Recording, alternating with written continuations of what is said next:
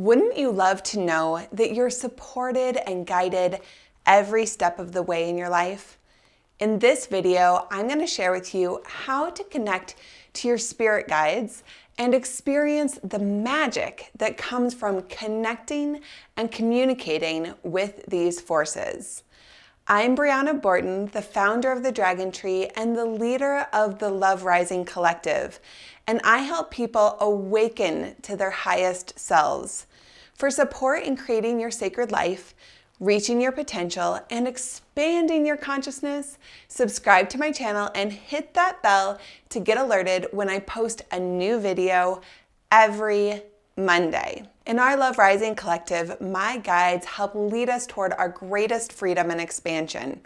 Many of my friends refer to me as God Radio because that connection between me and that universal energy has become so strong that I can feel, hear, and sense it whenever I tap in. But this capability isn't special to me. This is something that's available to all of us and something that I've guided hundreds of people toward. People experience that connection in different ways. Sometimes it's just a knowing or a deep sense you have.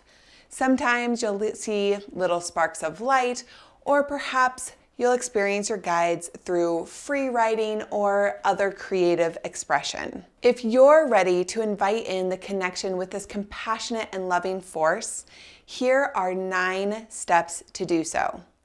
The first step is to pray, to ask for guidance, to turn over the situation or the issue to this force and request to be shown what is for the highest good. That might look something like this. Guides of divine light, presence of peace, please show me the solution to whatever the issue, concern, or challenge is that you are currently having.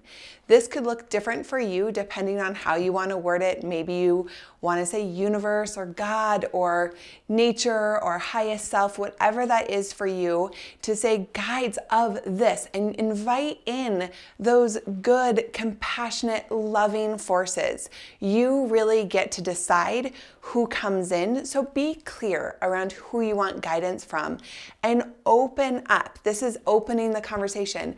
You're putting out that request with an earnest request. The second step is to meditate, where we deeply listen. You want to quiet your mind and be present with whatever arrives. You've just asked for guidance. Now you got to open up to really be able to hear, feel, see whatever comes in. Really see how open you can become to receiving. So a lot of the effort that goes into this aspect of it is just clearing out whatever comes in the way. So if you have hesitation or resistance or doubt, to use your strength and your focus to just shift away from that and go back to that quiet, deep listening to really hear, feel, see, sense your guides. The third step is to surrender. Surrendering, I feel like, is one of the hardest things for us, especially as we've grown up, really focusing on and rewarding controlling. You can control yourself, you can control the world, then you can win.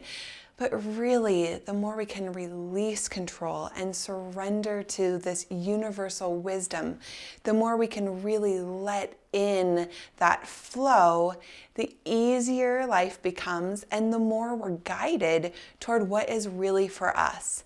So see if in this way where you're meditating, if you can really surrender. And when you're going to ask for that guidance, if you can really surrender to say, I am actually turning over this to you, to my guides, to this higher force, to really be witnessed and shown. So the fourth step is after you've done your prayer, your earnest request for guidance, and then you've sat in meditation and quieted your mind and really surrendered the situation. After that, when you open your eyes, come into free writing or singing or speaking, some way of creatively letting whatever's there flow through. A lot of people find that writing, just writing, whatever comes, you might just start to see something new coming through. You might change your handwriting. You might be surprised. It might start being in second person rather than first person. Lots of things happen when you're writing. Other people find that singing is that expression, that you can just start singing and just sing words and sing, and so suddenly something new is coming through, a new song, a new way of seeing things, a new understanding. Or you could be someone like me that uses talking. Talking for me really is the way that I open up to something new. And that just usually means me turning on the recorder on my cell phone and just speaking. Sometimes it's gibberish. It's just like a lot of like, I don't know what to say right now. I don't know what to say right now. Oh, something is coming. Okay, it's kind of blue. Okay, then what is it? And then if I just keep saying whatever comes, then soon I'm able to really say and then later hear exactly what it is I need in this moment that's really given to me by my guides. So I'm curious, what format of expression feels most natural to you? It really helps to kind of know what feels most natural to you already when you want to communicate or have something come through you. Is it writing? Is it singing? Is it painting? Is it talking? Just already knowing this will help you know what to do when you open up your eyes and want to go into that creative movement of bringing that guidance out. Number 5 is to pay attention to the signs and guidance being given to you.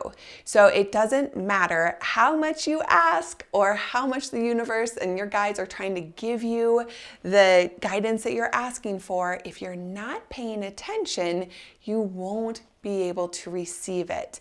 So don't limit where you will find these signs and guidance to your creative expression or your journal or your meditation time. We move out into the world and we walk amongst guidance all the time. Sometimes maybe you'll have a question arise for you and then you'll see a bumper sticker that feels like the answer in some way. Let it be that answer. Or maybe you'll see a bird flying in an interesting pattern and just know that there's something in that for me. And then be curious, right? So really pay attention and bring your curiosity. These signs and guidance show up in so many different ways. It could be a song on the radio. It could be something a friend says. It could be something that happens in a movie. So just pay attention and really open up to what is being given to you. And number 6 is to be patient. Really let go of control of the results and check in where the ego sneaks in. So often we ask for guidance and then we're like, now, please. And we really want that immediate gratification of having whatever we asked for given to us. Sometimes it does take patience though, and to really let go of control, because when we want a certain answer or a certain result, then we don't really surrender all the way, right? So if we've asked for guidance, like show me the next step in my life, and everything is aligning in this direction, but we're kind of still hoping we were gonna be going that direction, our ego will eke us this way, even though the universe and our guides are telling us to go this way. So really just see if that's happening for you and just check in. Wow, is this really that my ego wanted this way? But the universe is showing me this way? And then what would happen if I just took a few steps in this direction? And see if you can let go of what the ego desires and really be with what the universe and your guides are showing you. And number 7 is play with lightheartedness. If we go to ask our guides and connect with our guides and we get very serious and very tight about it, it's almost like if you were entering into a relationship with a new partner and you got really controlling and serious, and you're like, this is feeling a little cramped in here. So see if you can do it in a lighthearted and playful way. Can you approach with openness and giggles and joy? I think that we can get really serious in our spiritual practices. And I think levity is actually one of the things that creates so much spaciousness. And that's where real connection and flow happen. Number 8 is to express gratitude. So when you've connected with your spirit guide, whether it was just in request or also in receiving, it's really useful to express gratitude. Thank you. Thank you for showing me the way. Thank you for giving me the opportunity to make this request. Thank you for showing me signs that I can understand. Thank you. Thank you. Thank you. I find one of the greatest ways to move through life is as if we are a giant thank you card. How grateful can we be for all of the experiences? It's very much like lightheartedness.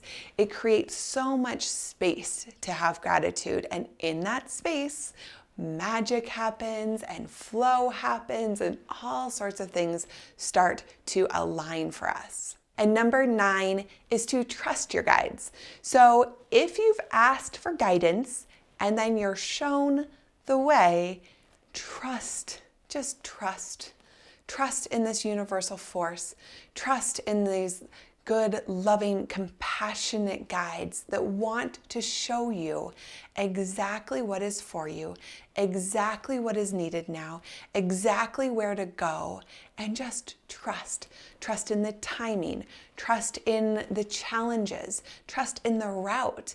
The more you can lean into trust, the more you'll be able to breathe. These 9 steps will allow you to deeply connect with your spirit guides and start opening up that communication so you can experience them directly. If you want a guided meditation to help with expanding your consciousness and really connecting deeply with the web of the universe, I've created a Web of the Universe meditation for you, and I've linked it down below. It's free, and I know that you're going to love it. If you liked this video, hit that like button and be sure to subscribe and share it with your friends. And also check out my other videos to create more peace and freedom in your life, like this one all about awakening your consciousness and this opening your heart meditation. Sending you so much love.